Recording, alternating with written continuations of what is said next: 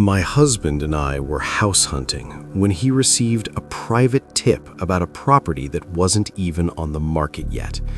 It was a classic 1940s style home in a quiet San Francisco neighborhood.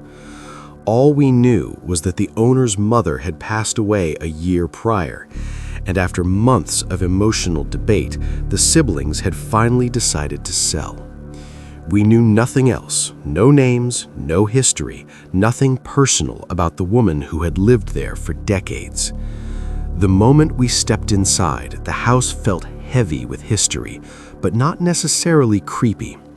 It had that signature, long, dimly lit corridor linking the rooms and a deep, cold basement.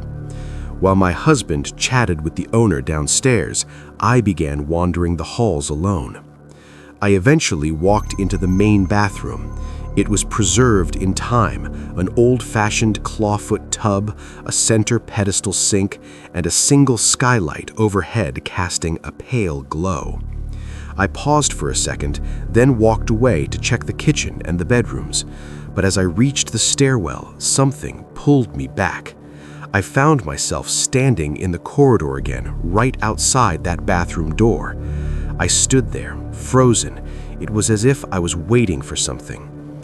The air felt thick, and for a few seconds, time seemed to slow down to a crawl.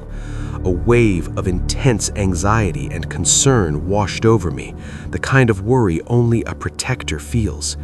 I sensed a feminine presence, someone deeply connected to this specific spot, someone who was waiting with a heavy heart. I wasn't scared, but I was overwhelmed by her focused energy. I went down to the basement to join my husband, and that's when I noticed something even stranger.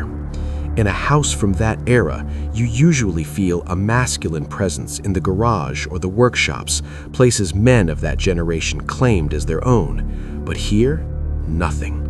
The house felt entirely devoid of any male energy. It was a home built and held together solely by a woman's spirit. Before we left, I looked at the owner and asked, "Are you absolutely sure you want to sell this place?" He looked at me with a startled expression, admitting there was still a lot of conflict in the family about letting it go, but they felt it was time. We decided not to buy the house. It needed too much work, but I couldn't shake the feeling I had in that hallway. When my husband called his client to pass on the offer, she asked for feedback. He hesitated, then mentioned that I had felt something unusual outside the bathroom, a woman waiting, filled with worry and deep concern. The client was mystified and said she had no idea what that could mean. A few days later, she called us back, her voice trembling. Her husband, the owner we had met, was completely shaken by the story. He told her that as a young child, he suffered from frequent, terrifying asthma attacks in the middle of the night. The only thing that saved him was sitting in a tub of steaming hot water in that bathroom to clear his lungs. And every single time, his mother would sit right there in the corridor, leaning against the door, talking to him and waiting in agony until he could breathe again. He had never told his wife that story. He had suppressed those memories until my experience brought them back to life. It also explained the lack of male energy. His father had abandoned them when he was only 4 years old. His mother had raised the entire family as a single parent, guarding that house alone for over 50 years. Even a year after her death, she was still there, standing guard outside that door, waiting for her son to take his next breath. When we first bought this place, the previous owner, a young woman, warned us that the house was haunted. She told us to be kind to them and promised they didn't mean any harm. I laughed it off. I figured everyone living in a century-old house claims it's haunted. I assumed the ghosts were just raccoons or squirrels scratching in the walls. The first day I was working on the wiring, I heard the distinct sound of children running around upstairs, followed by bursts of giggling. When I went up to check, the rooms were empty. It was a sweltering day, and since the power was out, there were no fans or AC. I stepped outside for some air, and the heavy front door, which usually swung open on its own, slammed shut and locked me out. Over the next 2 weeks, I was locked out more times than I can count, always accompanied by the sound of invisible children laughing at my frustration. Eventually, I replaced the lock, which stopped the lockouts, but then the other doors in the house started swinging shut and locking on their own. At least I wasn't climbing through windows to the sound of phantom giggling anymore. Once we officially moved in, the real fun began. The upstairs toilet would flush by itself constantly. I completely rebuilt the internal mechanisms, but it didn't stop. To test it, I'd leave a tiny piece of lint in the bowl before leaving for work, and every time I came home, it was gone. I didn't take it seriously until I received a $600 water bill. That was the end of it. I shut off the water to that entire room. While I was mostly annoyed, the house tortured my husband. He was terrified. We'd hear a phone ringing in a room that had no phone jack. Once, he decided to get rid of an old painting that came with the house. The second he moved it, the room filled with the sound of inconsolable crying until he gave up and put it back. Sometimes, the scent of lilacs would fill a room out of nowhere, or smoky, orb-like shapes would float past us. We even started dreaming of people who used to live here. When we researched the house's history, the details of the people in our dreams matched real former residents perfectly. The most intense moment happened one night after a long shift. I started a pot of fries on the stove and, exhausted, completely forgot about it and went to take a shower. Suddenly, a massive crash echoed from the kitchen. A dish drainer, stacked high with plates and sitting on a perfectly flat surface, had been launched across the room. I ran in just as the frying pan was erupting into flames. I managed to smother the fire with a lid just in time. That was the most overt thing they ever did, and it saved us from losing the house to a fire. We've lived here for 12 years now. My husband has finally gotten used to our roommates, and I was never really afraid of them to begin with. Lately, they've been unusually quiet. We like to joke that after over a decade of living with us, we've finally bored them to death. It was a long, draining day at the cemetery. By the time I got home, I was physically exhausted and emotionally numb.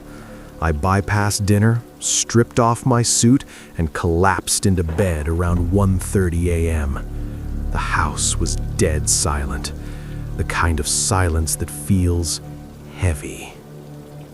3:12 a.m. I woke up suddenly. There was no noise, but the air in the room felt different, thick, like I was breathing through a wet cloth. I tried to shift my weight, but I couldn't move a finger.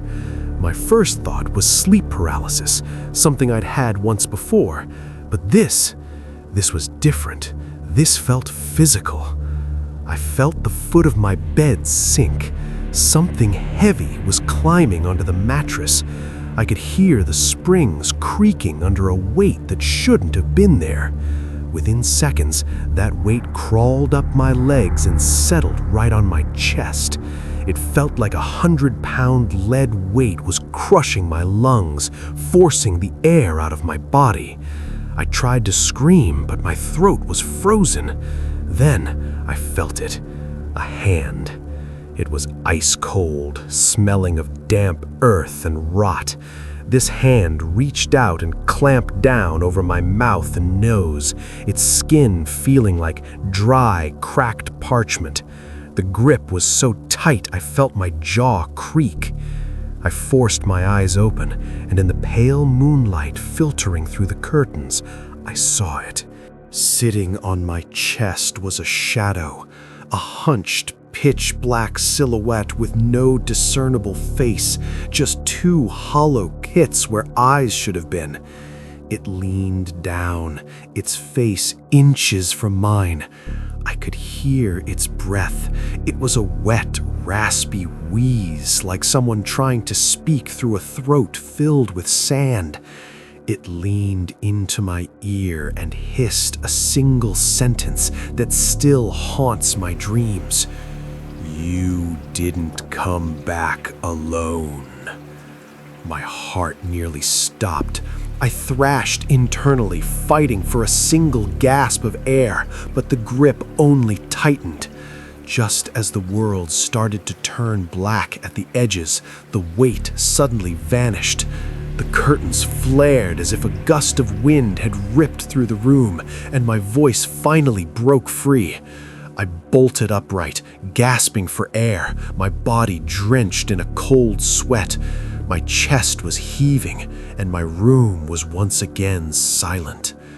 I fumbled for the bedside lamp, my hands shaking so hard I nearly knocked it over. I stumbled to the bathroom mirror to splash water on my face, but when I looked up, I froze.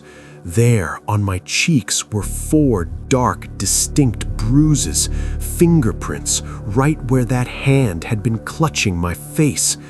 But the most terrifying part, when I looked down at the floor by my bed, there was a small pile of gray, gritty ash, the exact same ash I had seen at the crematorium earlier that day. I don't sleep in the dark anymore, because every time I close my eyes, I wonder if that shadow is still standing in the corner of the room, waiting for the moment I fall back into its grip.